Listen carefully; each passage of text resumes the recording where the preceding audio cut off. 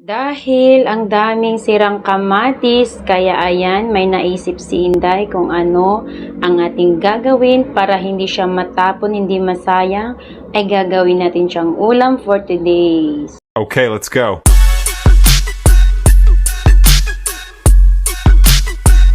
So ayan, ginayat-gayat na natin ng pahaba lang siya.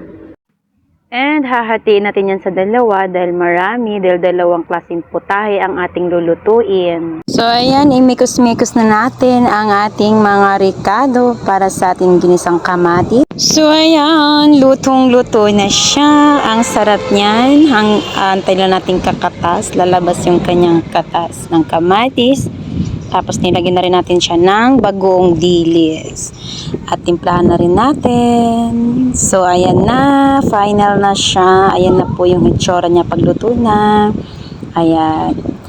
Kakadami tayo ng kanin nito. Ayan. Gawin nyo rin ito sa inyong bahay. Thank you for watching.